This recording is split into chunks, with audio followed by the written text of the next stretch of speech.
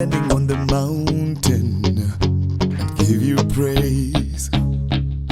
Kwatabakuri. Life is all about what you make it and be the master of your own destiny. Rock Bottom is just a show that is designed to motivate and inspire through one's testimony. Today, I have a lady, an entrepreneur, TOFARA NYONI. She'll be sharing a story with us today. Hi, ma'am. Welcome to the show. Hi, Zolile. Thank you for having me. Thank you so much. So, tell us, who is TOFARA NYONI?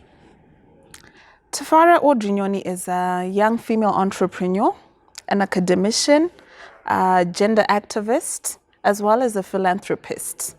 To put it in a nutshell, I'm a young businesswoman who's doing quite well in my field of choice here in Zimbabwe and looking to expand into Southern Africa. I'm also very passionate about gender equality and issues pertaining to gender-based violence. Okay, so how long have you been doing this? For how long? I'll say actively, I was born an entrepreneur. Since I was a very young child, I took to selling different things, coming up with different types of hustles that I would propose to my parents. And some were well received and some were rejected as I had to be involved in school. So I can say it's something inborn, ingrained in me.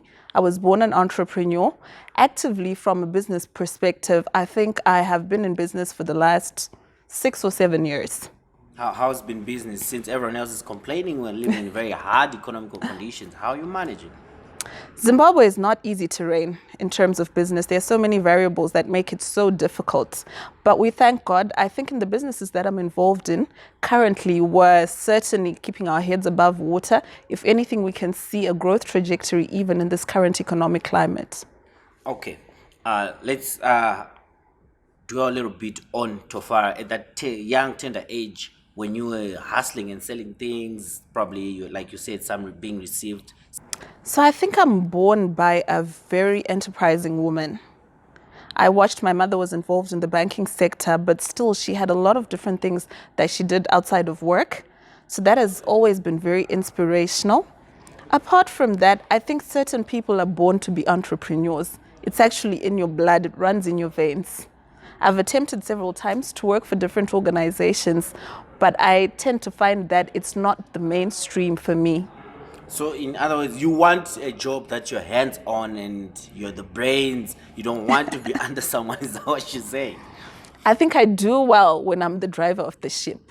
Okay. Yeah. In other words, you prefer driving the ship, Absolutely. not being a passenger. Absolutely. Okay, Tufara, highlight the peak of your career, where you say I was at the peak of my career, or am at the peak of my career. Okay, so as a businesswoman, the peak for me would probably be last year, where I was doing a project for a certain restaurant business. And because I worked so hard at this project, they actually asked me to take on some shareholding. And I'm now currently one of the partners in that restaurant, which is an area of business that I've always been very passionate about. So I think it's been a great highlight just to work very hard and be recognized for my hard work and be rewarded for it. If you're saying if you are really gifted in doing something, it's easy for people to really identify or acknowledge the hard work that you're putting. Absolutely. Let's say there's a young entrepreneur who's saying, Kuti, probably you had favorable conditions that put you in positions that you could end up now being a shareholder. So a vision is the beginning of everything. With a vision, you can go very far. What you now need to do is identify people who can assist you to make your vision come true. It is essential to look for people in communities, to look for people in business. You'd be surprised at how many people will open the door if you go and knock and actually reach out to them. But often we're scared, we feel limited by the fact that we don't have the resources, we're not as confident. But if you knock on certain doors, at least one door will eventually open. So the idea is get out there, put yourself out there and get people to know about you. And one day somebody will give you a chance. You mentioned earlier on that you're an activist. What made you choose that path? I think I'm naturally a person who likes to represent people who tend to be looked down upon in society. I think I have a big voice. I'm a big character. So I've always, since I was a child, if someone is bullied, I want to step in and be involved in that fight. So I've, as a woman, looking at what other women go through, because I'm largely a gender activist. So my fight is for women and for women's rights. I feel I just have the capacity as a person to actually speak up for other people who can't speak up for themselves. So in other words, I can safely say you're a bully. You like to bully those people. Not at all. It's a trend. Not at all. Earlier on, when you're speaking about business, you like to being in control. Yes. Now you like to being a voice of the voiceless. So I'm a tenacious character, basically. It's always safe to say you're a bully as well. Let's say that. A very nice bully. We'll leave it there. Okay, but what really goes in your head when you come in place or a situation that you feel someone's rights are being infringed? I want to understand why another person would do that to another person. That's the first. When I look at a situation, I think, why would person A do that to person B, or a group of people do that to a person?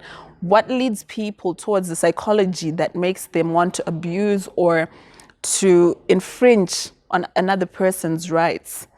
That's my first train of thought. Then I also look at the person who is on the receiving end, and I wonder why they can't stand up for themselves, why they find themselves in that situation. Then I try and work from the back towards the front to try and understand the entire situation, and then see what best intervention I can give in that situation. Modern day Jesus Christ, you always want to sacrifice yourself for other people's rights. I think that's a bit extreme, but I do try where I can, and where I have capacity. Certainly you'll find me active. So when you come back on our second segment, we want you to then highlight the lowest moments in your life, the lowest moments, be it in your career, be it in your personal life, that helped build this TOFARA that you're seeing today. Stay tuned. We'll be right back just after this short message. Kwataba